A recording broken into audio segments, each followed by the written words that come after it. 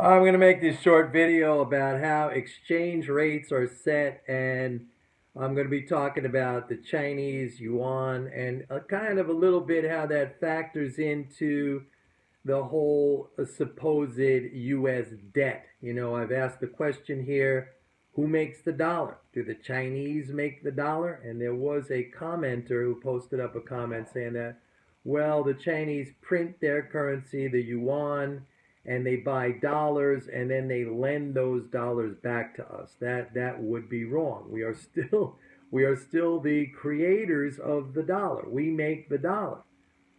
They might buy the dollar, and that might, influence the exchange value of the dollar to the Chinese yuan, but it does not create more dollars, nor do they lend it to us. The Chinese acquire dollars by selling us goods.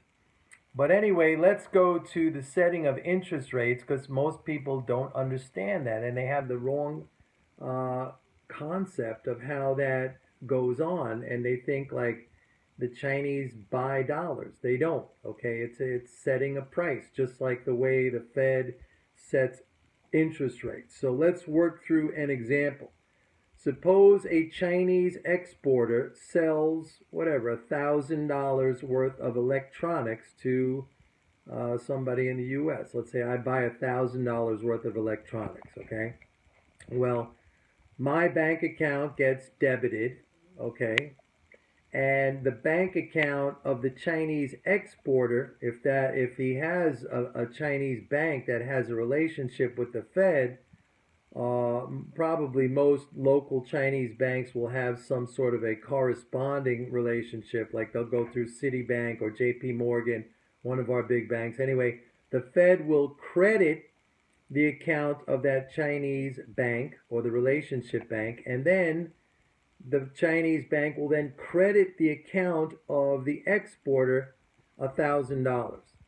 Now, if the Chinese exporter says, well, I want to change that into yuan, the local currency, because I have to pay my employees and I have to pay for rent and I have to pay for equipment and material and all that other stuff, they will get that exchanged at the current rate that the Bank of China sets.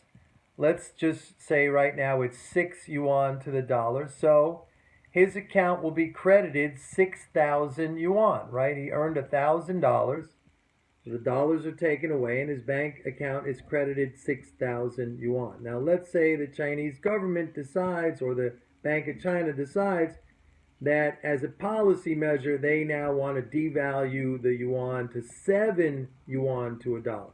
So do they go out and start buying dollars and selling yuan? No.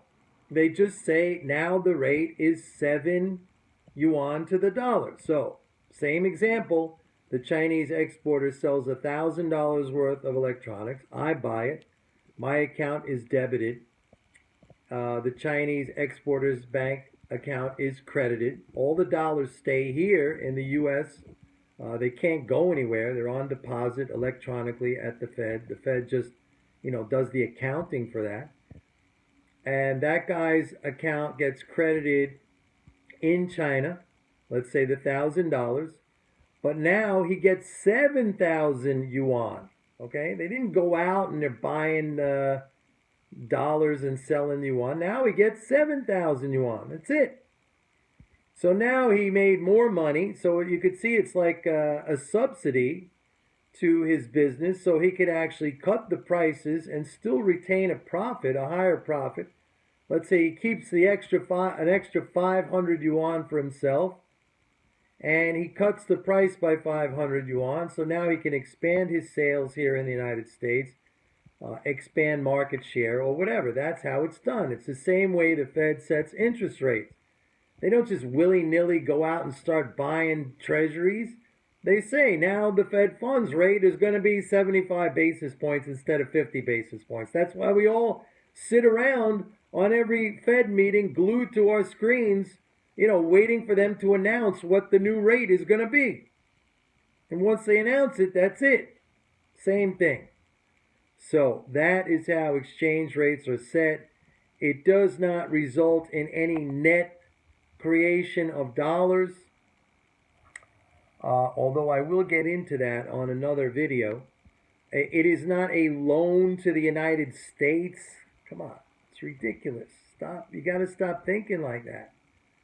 We create the dollar. We make the dollar. We don't borrow what it is that we can make without limit. Please. All right, that's it on exchange rates. But I think I'm going to do a second video expanding on that because it gets pretty interesting. See ya. Bye.